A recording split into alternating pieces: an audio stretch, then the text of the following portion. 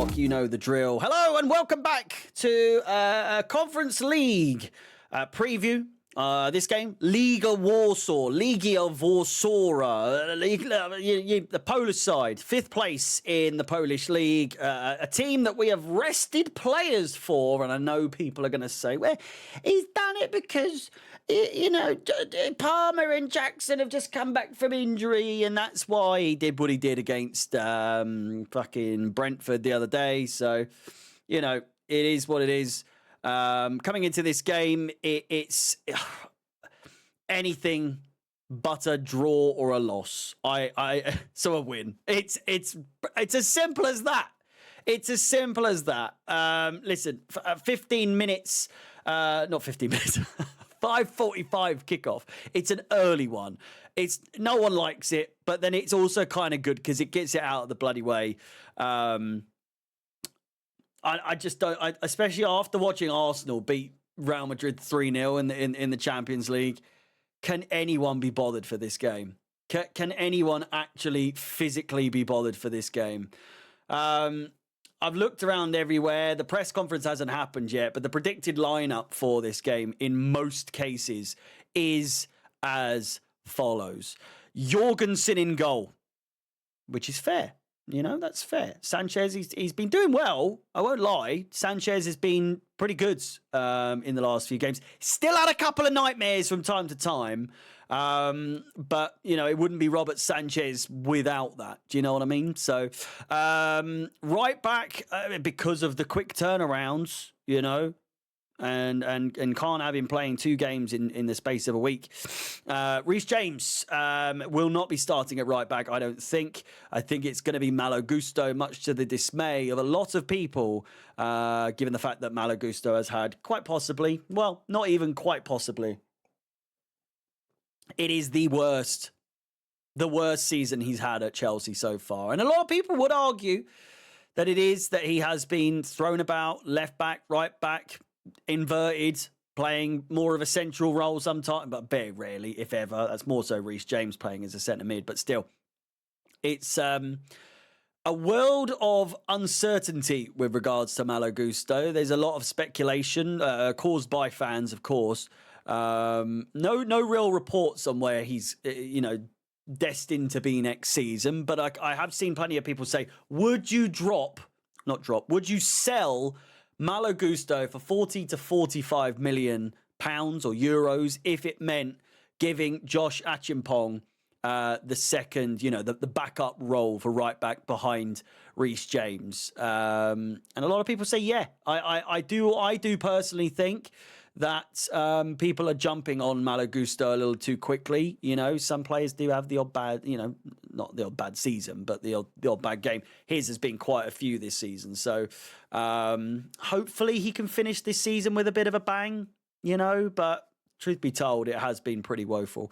Trevor Chalobah and Levi Colwill at centre-back and Cucurella at left-back.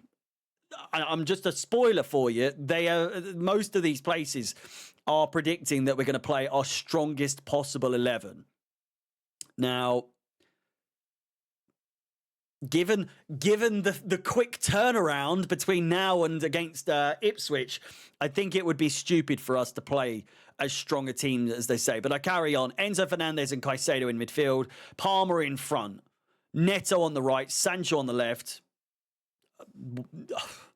I've had my words to say about Sancho, and it's just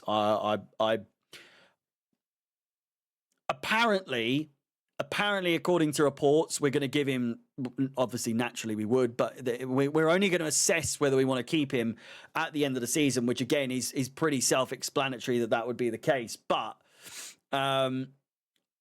honestly, I don't necessarily see them doing it. You know, I don't 100% fucking state of my hair. What is going on?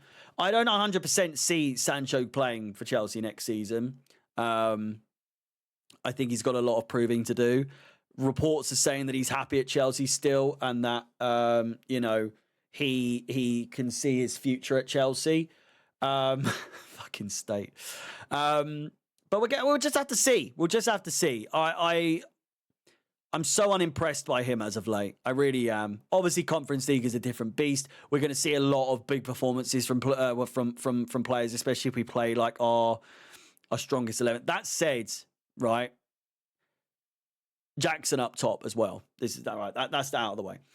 If after, and I know it's a completely different set of situation, right? If we, after Arsenal's performance against Real Madrid, do play our full 11, our strongest 11 against Legia Warsaw, and I say no disrespect to them, but fuck that. Fuck that. You know, 5th place in the Polish league. You look at the table. They're 12 points off of top place. They're in 5th place in the Polish division. I can't. I cannot justify if we play our strongest 11, if it's not at least 3-0, like it was with Arsenal and Real Madrid, it's a failure.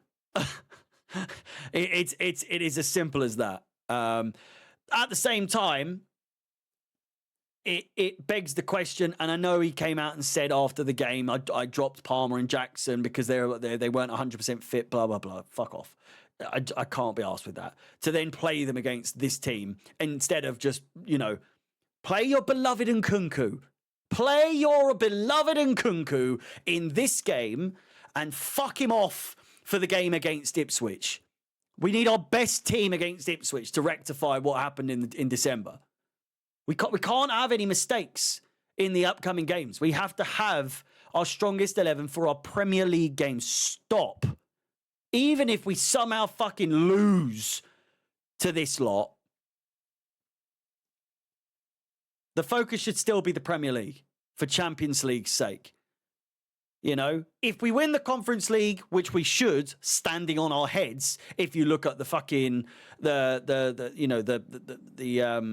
the brackets coming in, Betis, Fiorentina, final versus Chelsea is what it should be.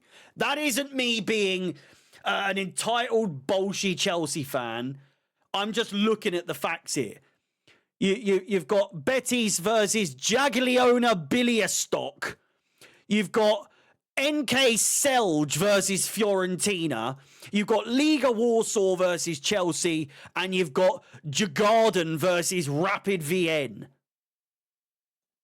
All of which Rapid Vienna struggled against Borac Banja Luka. Fucking what are these names? No, honestly, I've had it.